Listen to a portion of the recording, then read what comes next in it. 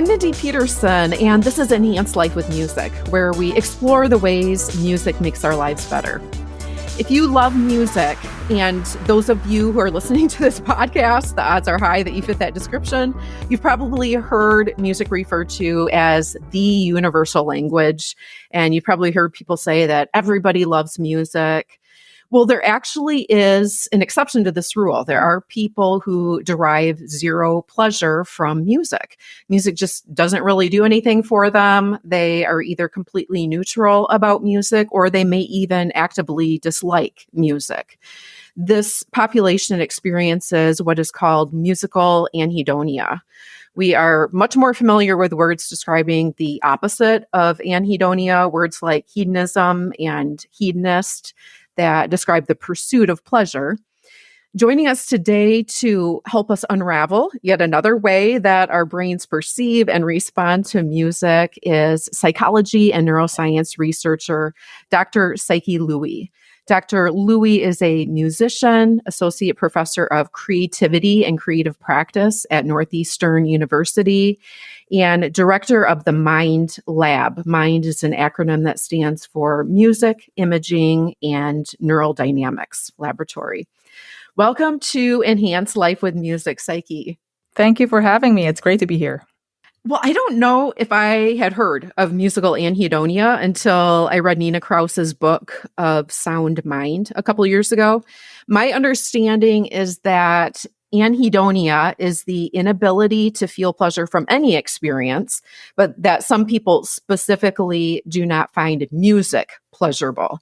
They find joy in other typically enjoyable experiences like food, and also including other art forms like visual art, possibly, and non-musical sounds like laughter. And when that's the case, we refer to this situation as musical anhedonia. Am I correct and accurate in that? And then what else should we understand about the difference between anhedonia and musical anhedonia? Yes, so anhedonia is really in general a lack of pleasure, not only in music, but in general hedonic activities, right? Or that other people would find really enjoyable. Right. So most people would find some kinds of foods to be enjoyable. Most people would find, for example, a long walk on the beach to be enjoyable. Most people find socializing with friends and family to be enjoyable. Most people also find music to be enjoyable. And this is something that we've seen in every culture from a very young age and all the way through life. But people with general anhedonia, this might be a symptom of depression, or it might be a symptom of grief, right? So sometimes that's not very specific to specific musical anhedonia, which is what we're talking about. And so people with specific musical anhedonia don't enjoy music, but we're also seeing that they don't enjoy sounds, don't derive the same pleasure from environmental sounds, whereas their hedonic responses for everything else might be spared and quite normal. Okay, so musical anhedonia, people do not derive pleasure from other sounds, like, say, an audience clapping or waves on a beach or a rippling brook, things like that, because I was under the impression that they did, just not with music. So tease that out a little bit for us. Right. So in the first case of specific musical anhedonia that we saw, this gentleman, we'll call him BW, he told me that he also didn't enjoy the sounds of rustling waves on the shore, for example, or the sounds of rustling leaves in the trees. And these are sounds that many other folks would generally enjoy and report to be pleasurable. And so these aren't musical sounds, at least they're not intended to be musical sounds, right, in the way most people would generally describe them. But they do kind of differentiate between what specific musical anhedonia seems to be and just a more general anhedonia. So this original case BW had no difficulty, enjoying good food or likes money as much as anybody else, or right, Uh-huh. and likes society, and likes visual art as much as anybody else. But it's really specific for sounds. Okay, so that was this original case. Is that pretty constant throughout other cases Yeah. of musical anhedonia, or are there some cases where they do experience pleasure from laughter or other sounds, just not music? Right. So there's also reports that people with specific musical anhedonia do enjoy pleasure from sounds, and they also do show a difference between positive and negative sounds, right? For example, most people would prefer sounds of a baby laughing over the sounds of a baby vomiting, right? um, and so that difference between positive and negative sounds was previously shown to be the same in people with musical anhedonia compared to matched control participants. But what we think might be going on is that if you're looking at grown-ups, right, these are adults with specific musical anhedonia and no other obvious abnormalities, right? So they're people like Uh-huh. you and me who are, who have grown up in a society where they're socialized to find some things to be pleasant and other things to be not pleasant. So those associations might have built up over time, such that even if they had not started out finding certain sounds to be appealing, they might be so generally associated with positive social situations that they've ended up finding endorsing those sounds to be positive. So if you look at Okay. right, so if you look at something that has clear associations with real world significant life situations like laughing and vomiting, you get the same results in musical anhedonics as you do with controls. But if you isolate that association, right, and you look at some purely generated sounds that don't Sure. really have any kind of semantic meanings or any associations with them, Uh-huh. then even if they're non-musical sounds, then you start to see that musical anhedonics don't like those sounds in general as much as controls. Okay, interesting. I hadn't thought about that, that non-musical sounds do tend to have sort of a cultural association of positive or Hmm. negative with them that we've kind of learned. Interesting. Well, do we know what causes musical anhedonia? Like, is it, I know you mentioned that anhedonia can be, in general, can be a factor of depression, but specific musical anhedonia, are there factors like genetics? Are there things like traumatic brain injury that can cause this? I know in a past episode of this podcast, we did look at the sort of the dark side of music and talked about how music is powerful and it can be used negatively, like music has actually been used as a torture device. So can musical anhedonia be caused by certain exposures to music or other stimuli, whether it's in childhood or beyond that? Well, it's important to know that musical anhedonia is not the same as misophonia, right? So when these people with musical anhedonia say they don't like music, they also don't hate music. Right? So there's a different population of folks, we call that misophonia, who, when they hear certain trigger sounds, they feel disgusted or they Okay. feel extremely angry. And so there are some sad cases like that. For example, of a teenager who couldn't stand the sound of their parents' voice. Mm. And I think that's really a sad case, and that's an active area of research is misophonia. But when we're talking about musical anhedonia, it's quite a different situation where they usually say that they don't like music.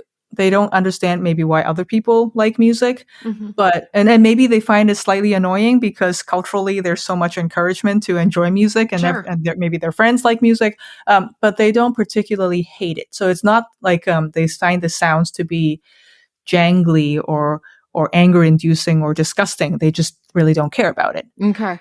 So, are there any common denominators or causes of this, whether it's genetics or traumatic brain injury or something else? Yeah, so what we're seeing is that there's differences in structural and functional brain connectivity between the auditory system and the reward system in people with specific musical anhedonia. So there are a few different studies that have come out now that look at, on one hand, brain function when people are listening to music that they normally would enjoy.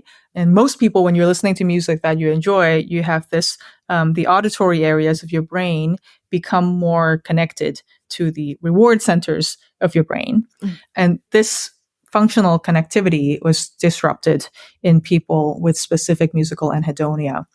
And then we've also gone on to look at not just functional activity and connectivity, but structural connectivity. So the white matter pathways that are between the auditory network and the reward network in the brain. And we find that also to be disrupted in people with specific musical anhedonia. So it seems to be a brain connectivity problem, not specific regions of the brain that are disrupted, but the connectivity between these auditory and reward networks. Okay, so there's a reduced connectivity between two brain regions. Oh, two brain networks. Brain Yes, which is a set of networks. regions. Yeah. Okay. And would you say that the two networks, you mentioned the reward center, and then the second network would be sound perception? Yeah, the auditory network, which is important for perceiving sounds and also for forming predictions to sounds. So not only are we reacting to sounds that we've just heard, but we're also predicting actively with our brains what's about to come up.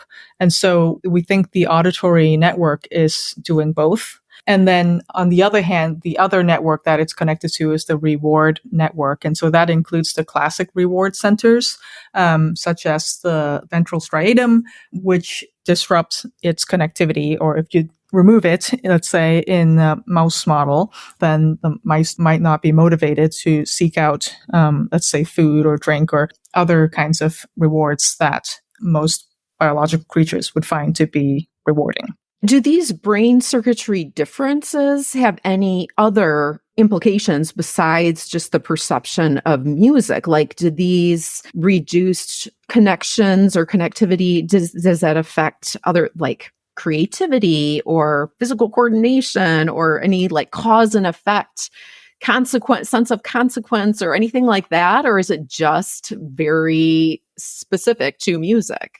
I think it taps into a general system for forming predictions and learning from them. So if you think about, I think it's such an interesting question that you raise because it more generally gets into why we have music, right?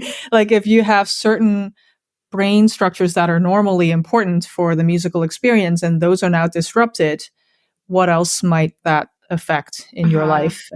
And, I think the more general question is, why do we have music? How did the brain evolve to enjoy music? And what other systems might be co-opted? How is music co-opting those systems to give rise to, why you find music to be enjoyable? And I think the answer is really about predictions. Right? So something that's very important in everyday life and has been important for eons is the ability to not only react to what's just happened in the world, but form expectations for what's about to come next so that you can change your behavior accordingly, right? So if you see a car that's about to come at you, you're not going to walk into the road, right? So it's that kind of basic predictions that I think our brains have evolved to be very good at. And some of those predictions can come from, just physical changes like, the car moving down the street.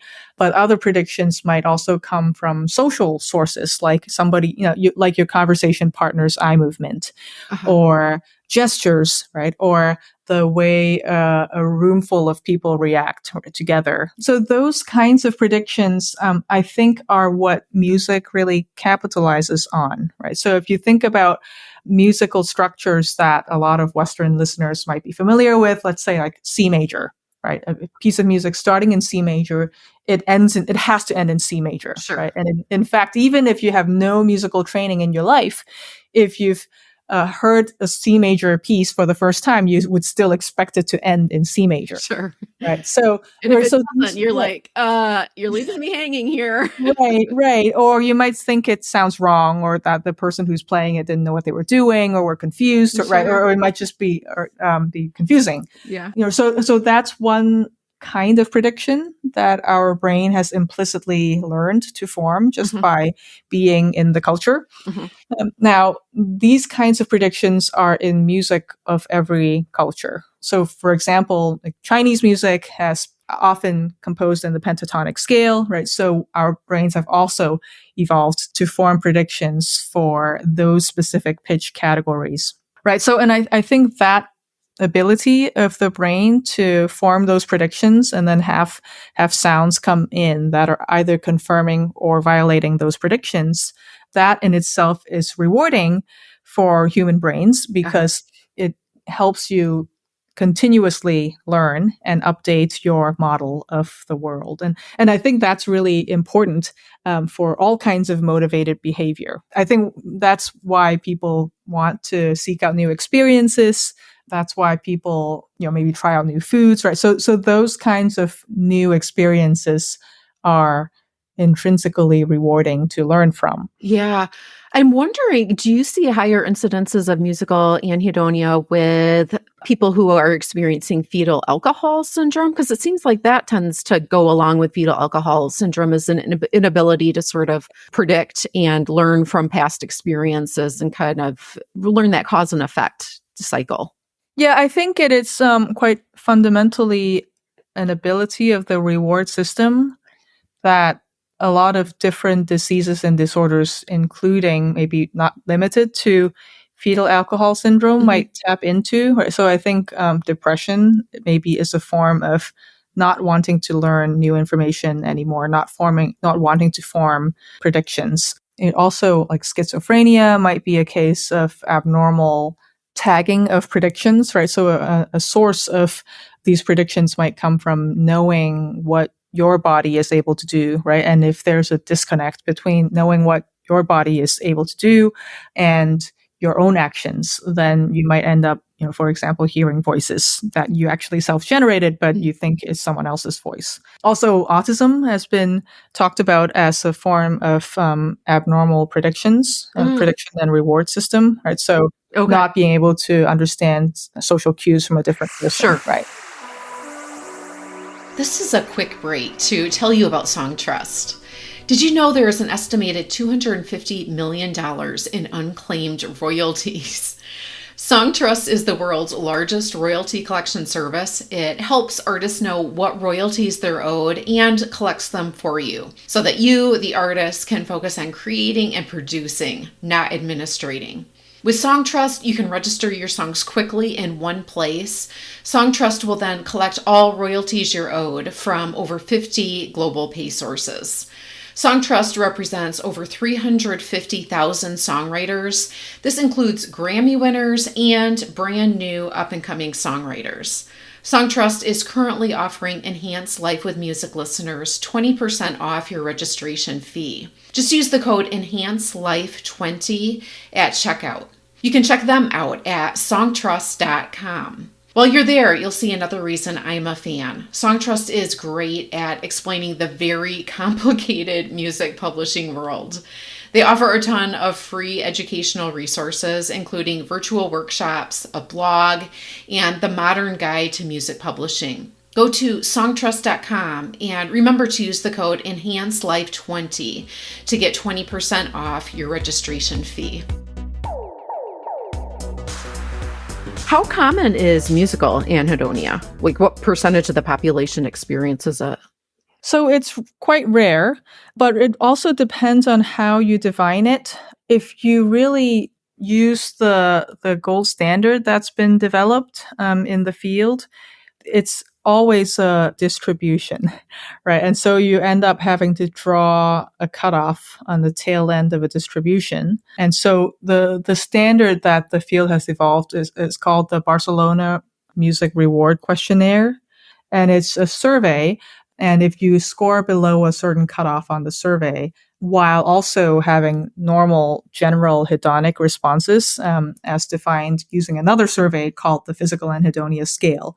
So the combined definition of those two scales together give you the cutoff. And it ends up being about between 1 and 3% of the population.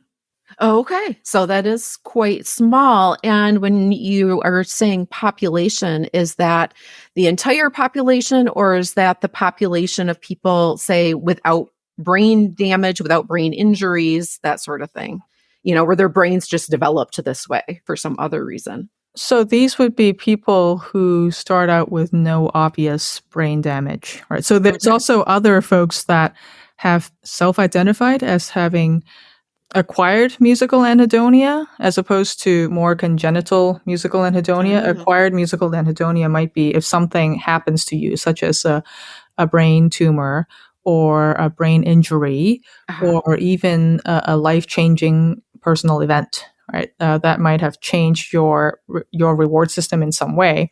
That could lead to changes in hedonic responses to music. wow. I've seen one case who said that they had an amount of grief because of a personal event. Their mother passed away, and then they received a transcranial magnetic stimulation, or TMS treatment for Okay. grief, even though normally you would apply that for depression. And after receiving that brain stimulation, they stopped feeling pleasure for music. Oh, wow. The brain is such a complex thing, isn't it? Wow. Well, this podcast is called Enhance Life with Music. Can people with musical anhedonia still benefit from music in any way, even if they can't enjoy what they're hearing? Can their lives still be enhanced with music? I would say that they would probably have evolved other ways of enhancing life. Right? I mean, in general, these are people who are not depressed, right? So for example, a lot of specific musical anhedonics might enjoy art galleries, right, or Uh-huh. a walk in the woods, or talking with friends, or visual art or photography. I think those are other sources of joy that a person with specific musical anhedonia would derive. But I mean, because it is really about a lack of felt emotion, so there's a distinction between perceived and felt emotion. Felt emotion is whether you're actually moved by the music yourself, as opposed to you could still perceive musical emotion without actually feeling it yourself, right? So Hmm. we're talking about a lack of felt emotion here. So I would say that you probably wouldn't seek out music and its otherwise benefits if you have specific musical anhedonia.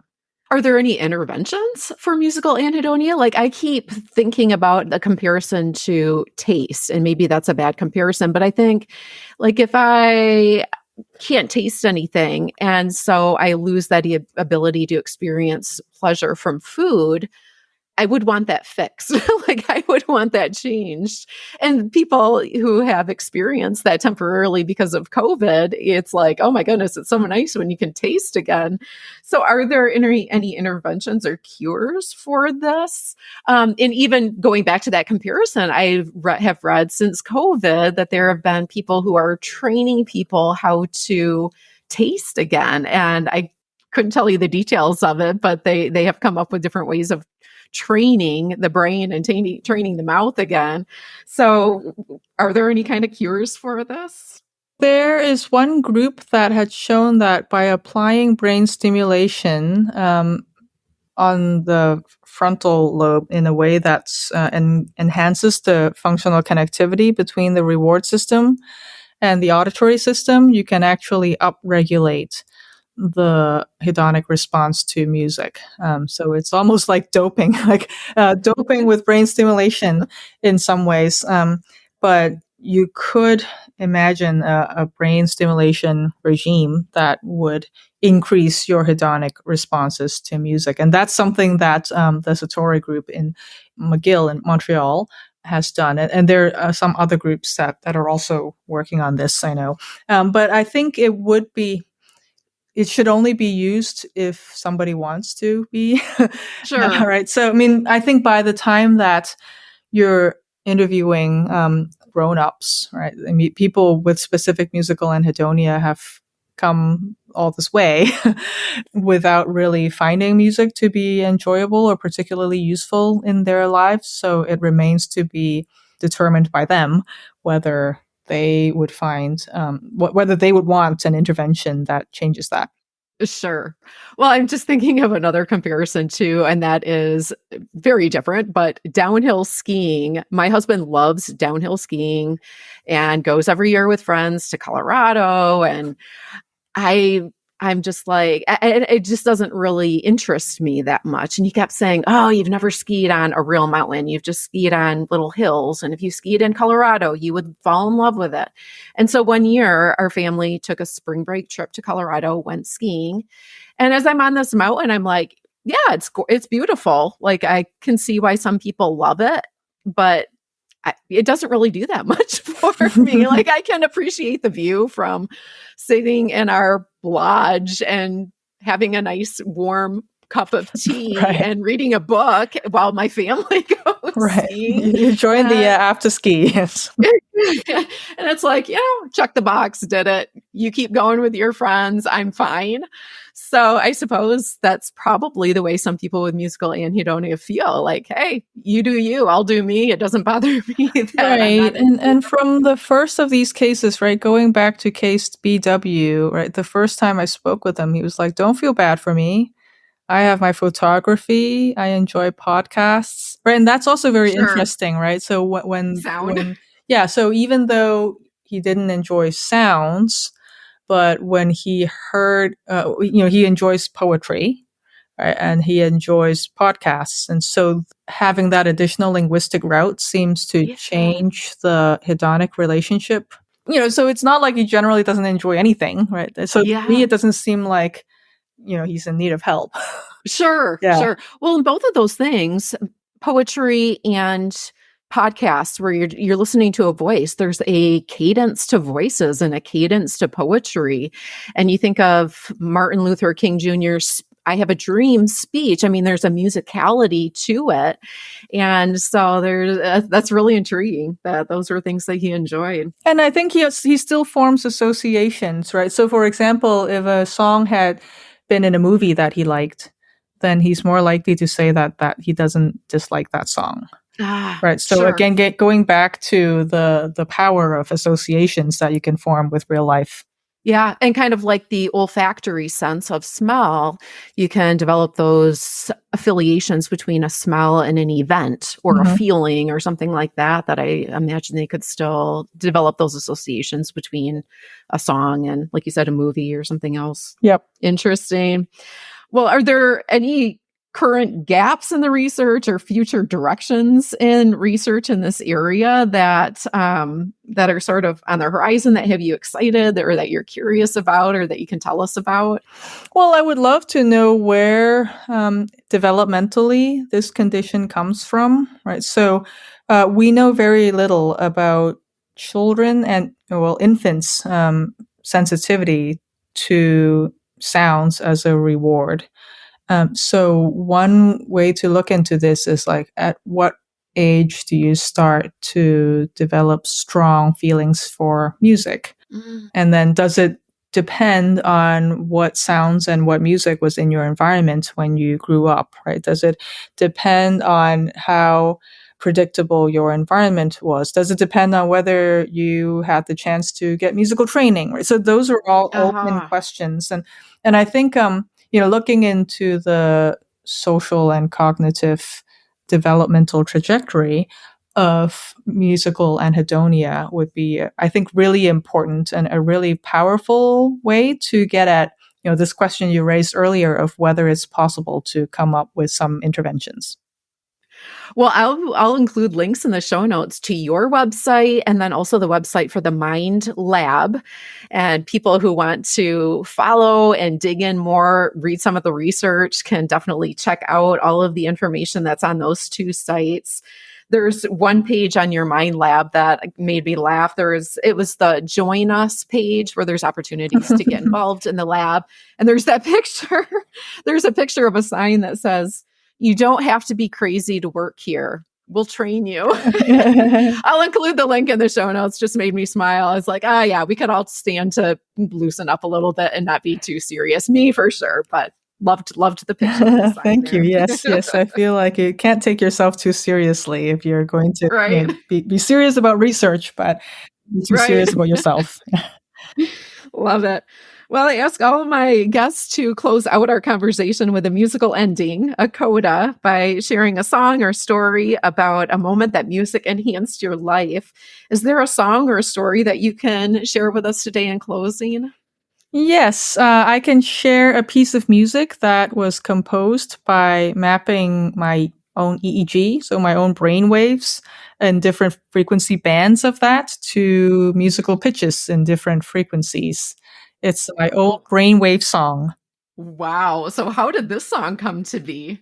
Well, I've always been interested in music and brain. And one day I started to map my own brainwaves into sounds, and I found the result to be really curious and one way, a kind of strangely intimate way to get access to your innermost being in a way. So thought of it as a kind of mirror where you can change the music and then also have that music change you, right? So by focusing or by relaxing or by opening and closing your eyes, you can change the electrical potentials as they're being recorded on your scalp, and then that being fed back to music, and that music being my own kind of biofeedback loop. I found that to be really fun to explore. And this is something that has a tradition in experimental music. In 1960s, the composer Alvin Lucier mapped his own EEGs onto a massively amplified electronics and a drum set. So very exciting kind of seminal work. So I'm just really doing my own little version of that.